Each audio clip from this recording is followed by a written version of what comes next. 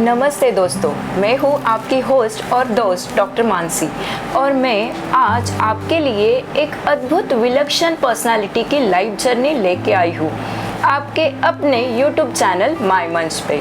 तो करते हैं आज की हमारी सेलिब्रिटी का वेलकम। नमस्ते। नमस्कार। तो आज के हमारे जो स्पेशल गेस्ट है डॉक्टर अल्पना जैन गंगवाल जी। एक्चुअली आज हमारे इस शो पे आके आपको कैसे लग रहा है? बहुत अच्छा लग रहा है। तो आज के हमारे जो स्पेशल गेस्ट है अल्पना जी, वो एक आयुर्वेदाचार्य है, उसके साथ साथ वो एक स्पीकर है, ओरेटर है, एक काउंसलर है। तो उनकी लाइफ जर्नी की शुरुआत करते हैं उन्हीं के साथ। तो आपके बचपन के बारे में हमें कुछ बताइए अल्पना जी, कैसे आपकी जर्नी स्टार्ट हुई, कैसे आपका बचपन था, आपका एजुकेशन कैसे था, माता पिता, इन सब के बारे में हम लोग जानना चाहेंगे। जी, हमारा बचपन जो है हमारे ननिहाल में बीता, क्योंकि हमारी जो मदर फादर दोनों ही डॉक्टर थे और हमारे जो ग्रैंडफादर वो भी डॉक्टर थे। तो हमारी मम्मी जी इकलौती थी अपने माँ बाप की, तो इसलिए हमारा मतलब पढ़ाई लिखाई सब ननिहाल में ही हुई और बहुत ही ऐशो आराम में हम लोग रहे। अच्छा। और बाबा जी भी हमारे जमींदार थे, तो बाजू में ही थे 30-35 किलोमीटर पे, तो दोनों का बहुत अच्छा तालमेल था। तो ये तो हमारा ऐसे बचपन बीता बहुत अच्छे से, पता ही नहीं लगा कि बचपन से हम कब बड़े हो गए। अरे वाह। तो उसके बाद में मेरी एजुकेशन वहीं से स्टार्ट हुई। 12th तक मेरा जो मैनपुरी हमारा जो नेटिव प्लेस है वहाँ से किया। आफ्टर फिर मैंने GMS किया, उसके बाद में DNYS किया, वो हमने दिल्ली से किया। DNHE हमने लखनऊ से किया, जो जिसको कि diet and nutrition and health education में। इस तरह से ये हमारी पढ़ाई हुई। साथ में ही हमने आयुर्वेद रत्न और साहित्य रत्न भी किया। MA हिंदी से किया, MA पॉलिटिकल साइंस से किया और मास कॉम भी किया, क्योंकि हमारा थोड़ा पढ़ने का ज़्यादा शौक़ था और इसलिए हम ये पढ़ाई करते गए। तो ये हमारी पढ़ाई हुई। उसके साथ में ही मैं थोड़ा सा संगीत में भी शौक़ रखती हूँ, तो मैंने इसमें प्रभाकर कथक डांस में और इंस्ट्रूमेंटल तबला एंड वोकल में किया। तो ये तो हमारी एजुकेशन रही। और एजुकेशन की जर्नी हमारी ऐसे रही कि हमने GMS और DNYS जो किया, तो GMS तो हमने अपने पीरियड में ही किया था। अरे वाह। और चूँकि वहाँ की हमारी आँख ही उसमें खुली, क्योंकि वातावरण सब हमारे यहाँ पे चिकित्सा का ही है। हमारी 3 सिस्टर हैं। अच्छा। तो मतलब हम लोग 6 बहन और 3 भाई हैं। अच्छा। जिसमें हमारी जो है हमें मिलाकर के 3 सिस्टर डॉक्टर हैं, 2 ब्रदर डॉक्टर हैं, दोनों ही भाभियाँ डॉक्टर हैं। अरे वाह। और एक सिस्टर हमारी जो है वो प्रोफेसर लेक्चरर है वो, और एक भाई जो है वो दिल्ली में रहता है, वो ये है ज्योतिषाचार्य है। ओके। तो ये तो हमारी फैमिली है वहाँ पर। और अभी मदर और फादर जो है वो अभी नहीं है। फिर हमारी शादी हो गई 2001 में लखनऊ। तो ये हमारी शादी का दौर यहाँ से शुरू हुआ, वो भी एक बहुत ही वेल फैमिली में हुई। आफ्टर ऑल हमने वहाँ से DNYS और DNHE लखनऊ से किया। अच्छा। वहाँ पे हमने हॉस्पिटल अपना 10 बेड्स का हॉस्पिटल डाला, तो वो हम अपना हॉस्पिटल करते थे, साथ में और भी हॉस्पिटल्स जाती थी, क्लिनिक्स भी करती थी एक्सपीरियंस के लिए। तो वहाँ ये हमारी वहाँ से जर्नी शुरू हुई मेडिकल की।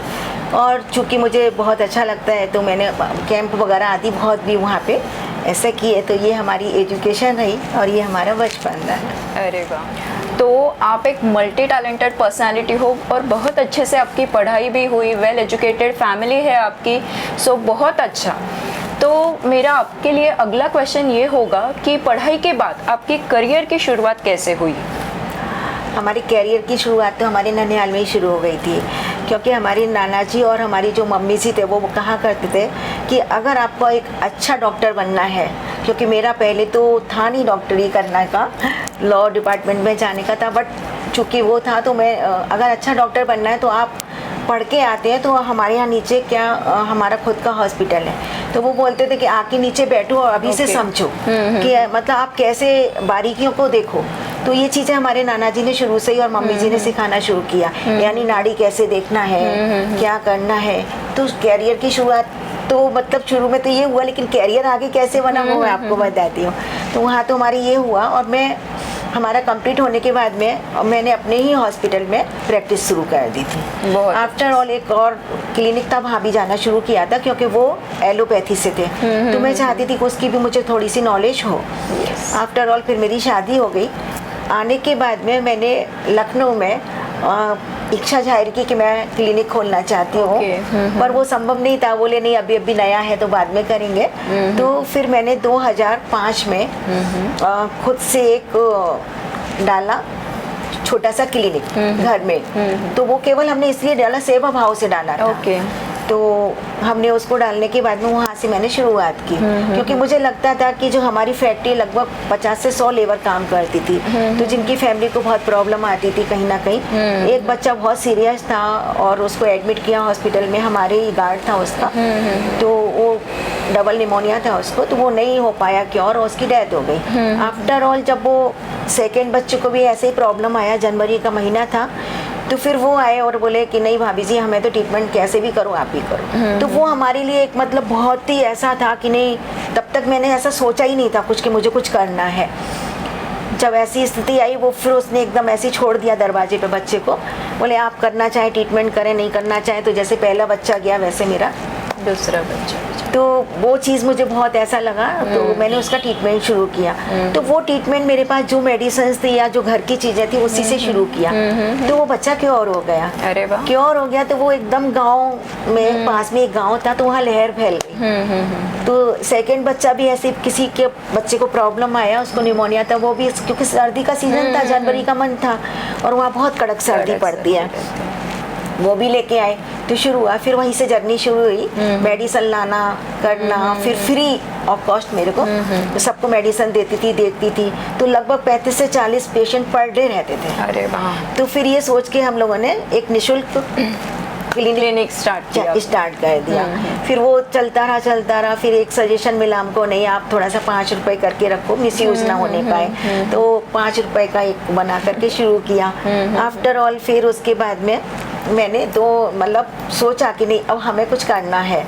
तो 2008 में मैंने ये कहा कि नहीं अब हमको हॉस्पिटल खोलना है। तो मैंने 10 बेड्स का वहाँ पे आयुर्वेदिक पंचकर्म रिसर्च सेंटर खोला। अरे वाह। तो इस तरीके से वहाँ से हमारी जर्नी शुरू हुई क्लिनिक की, और वो अनवरत अभी तक चालू है। अच्छा। जो वहाँ पे भी मैंने बहुत सारे, एक इंटरनेशनल लावण्य कैंसर इंस्टीट्यूट है, वहाँ पे भी मैंने जॉब किया सिर्फ एक्सपीरियंस के लिए। ऐसे कई जगह मैंने क्लिनिक में, और ये सब करने के बाद में किया। गवर्नमेंट हॉस्पिटल्स में भी एडॉप्ट पे जाने लगी कुछ टाइम के लिए।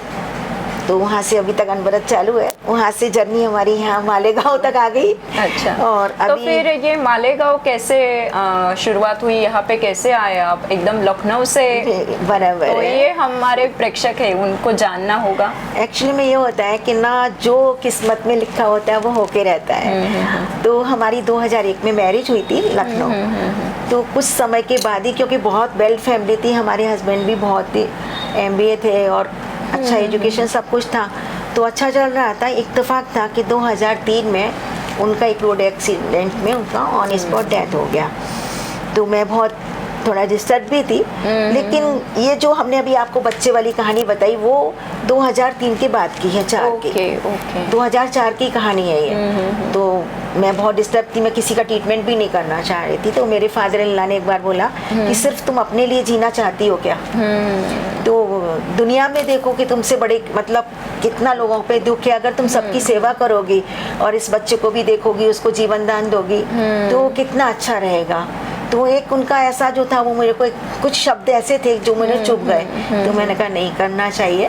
तो मुझे बहुत गुरुओं का, संतों का बहुत आशीर्वाद मिला और मैं वहाँ से उठ खड़ी हुई, क्योंकि मेरा सपोर्ट पूरा, ससुराल वालों का पूरा सपोर्ट था, फैमिली का।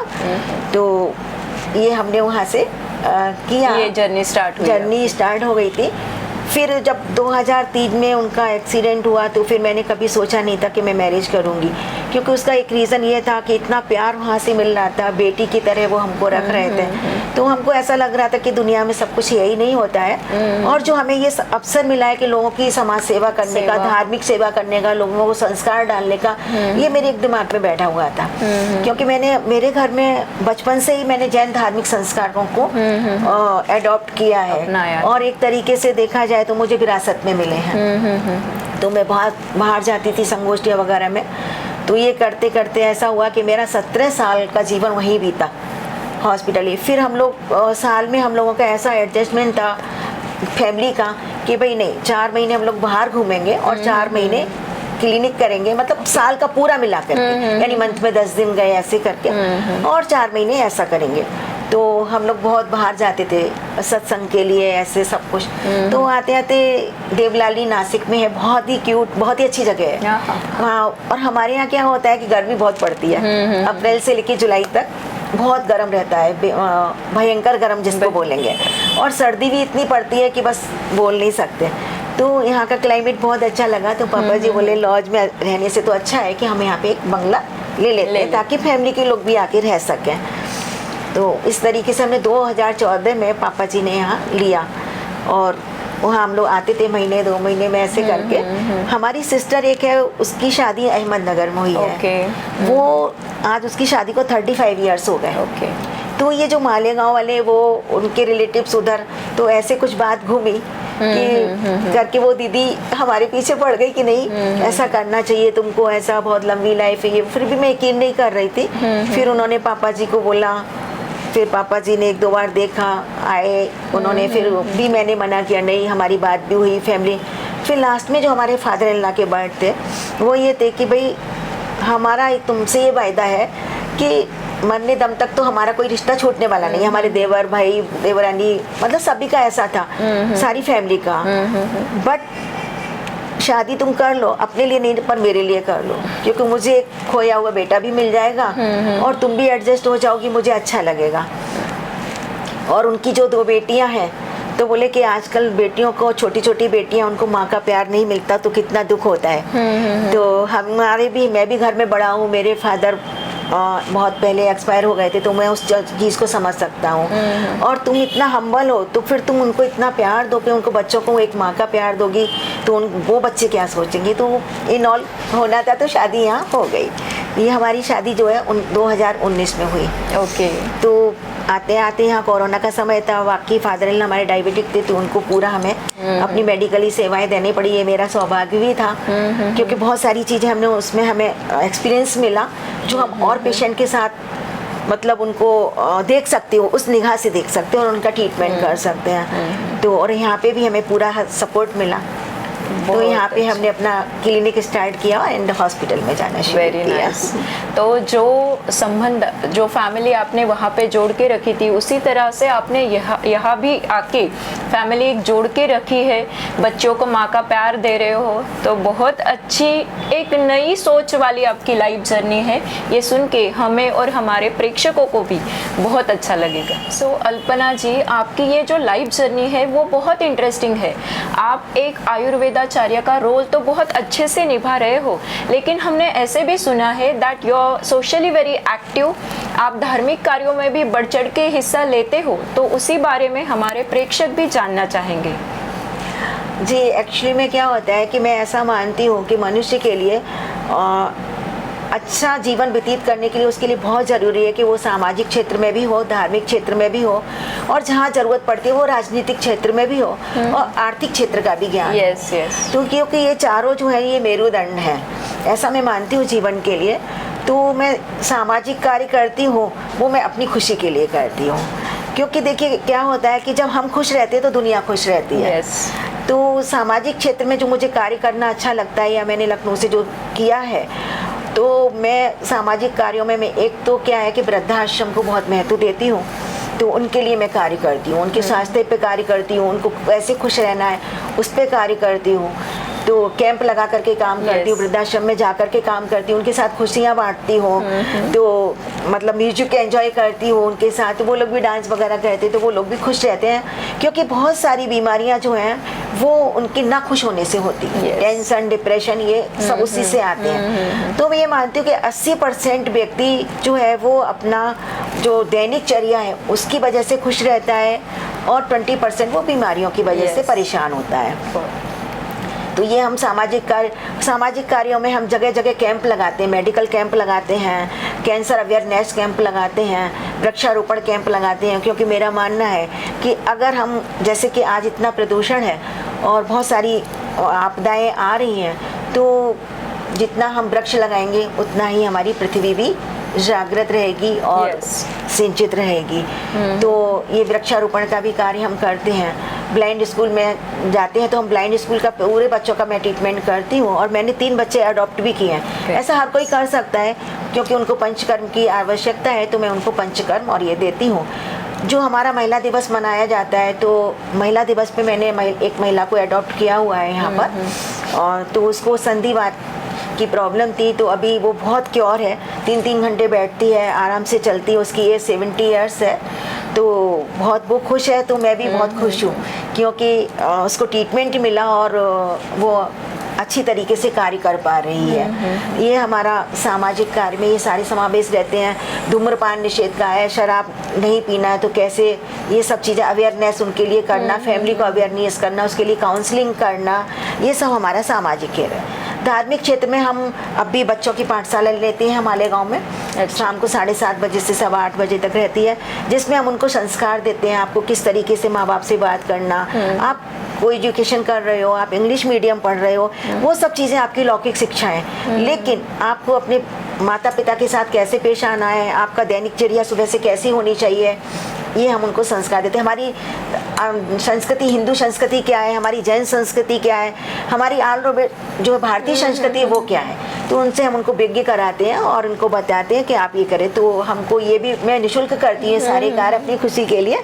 तो वो भी हमारा चल रहा है। आर्थिक स्थिति की बात करते हैं तो हम ऐसा करते हैं कि जहाँ ज़्यादा ज़रूरत है, जिन लोगों के पास पैसा नहीं है, ट्रीटमेंट कराना चाहते, तो उनको मैं फ्री ऑफ ट्रीटमेंट करती हूँ, पंचकर्म भी फ्री देती हूँ और मेडिसिन भी फ्री देती हूँ।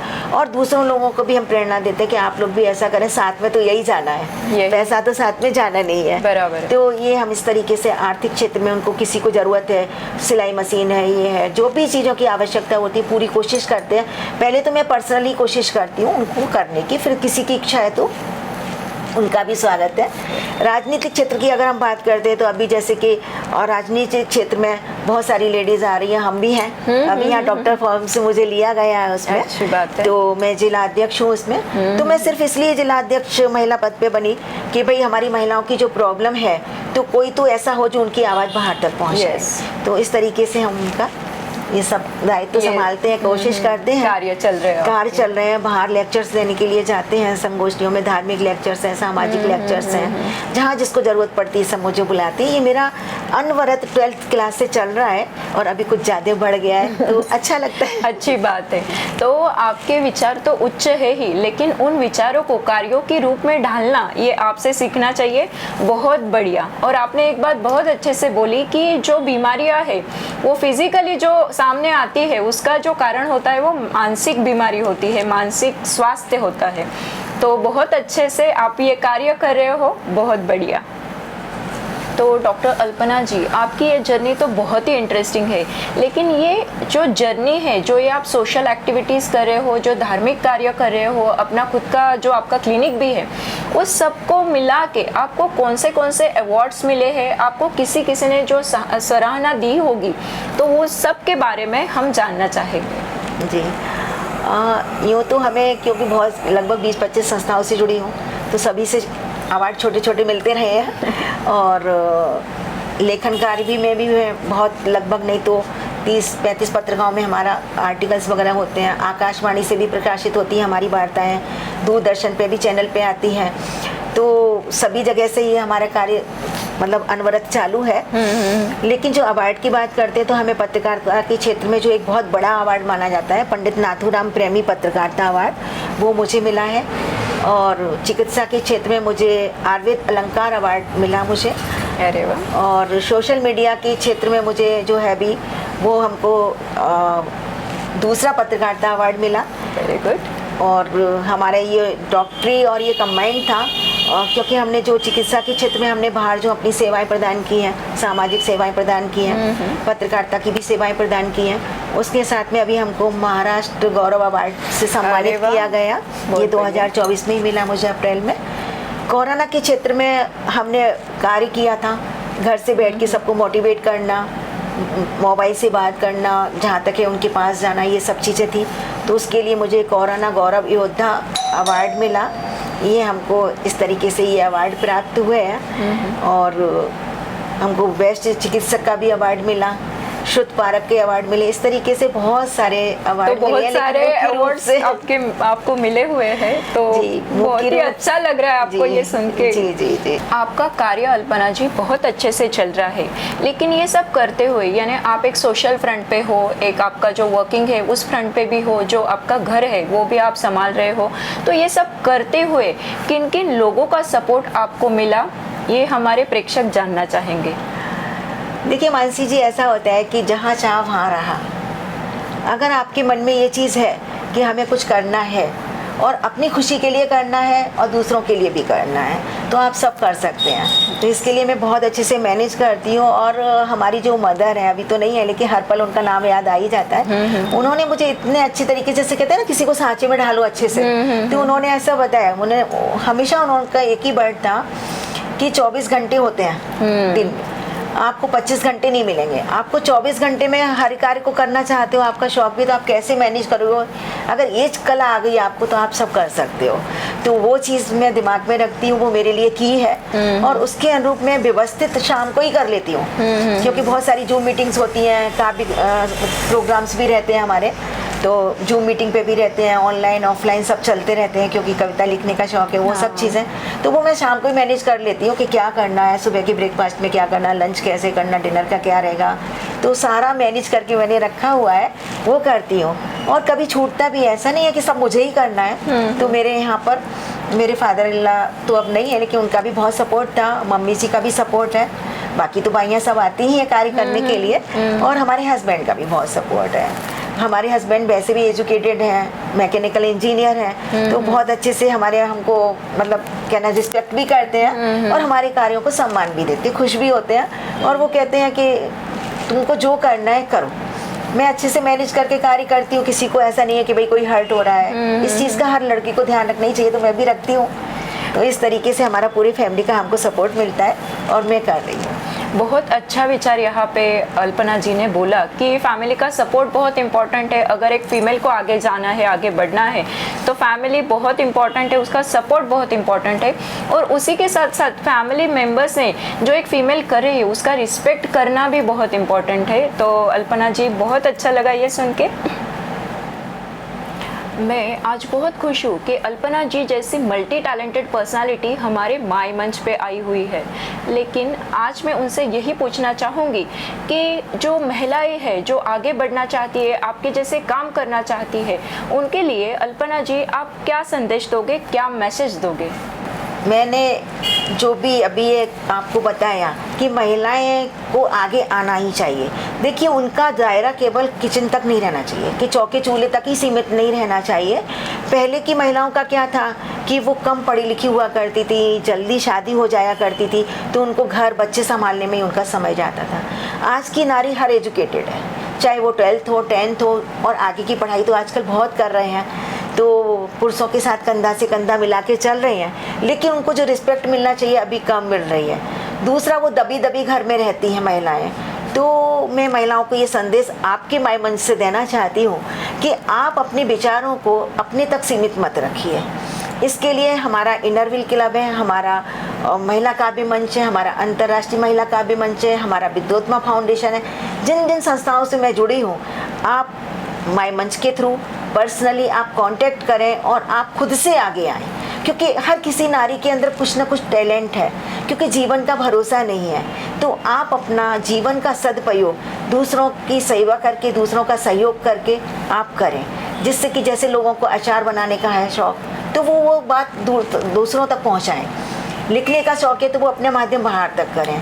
अगर वो जॉब करना चाहती है तो निकलें, पर कब कैसे निकले ये बड़ी प्रॉब्लम है। क्योंकि बहुत सारे लोग जो होते हैं, फादर इन लॉज, वो इन-लॉज जो होते हैं वो बोलते हैं नहीं नहीं भाई अभी घर में ही रहो, नहीं करना है। तो उनको बहुत प्यार से ये समझाने की आवश्यकता है, क्योंकि हम आपकी मतलब सुबह नाश्ते से लेकर के खाने तक की जिम्मेदारी हम निभाते हैं, हम करते हैं, क्योंकि वो मेरा फ़र्ज़ है। वो सब चीज़ें करते तो आप भी मेरा थोड़ा सा ख्याल रखिए कि मेरे अंदर की भावना क्या है, उसको अगर आप मुझे सम्मान देंगे तो मैं खुशी खुशी और ज़्यादा कर पाऊँगी।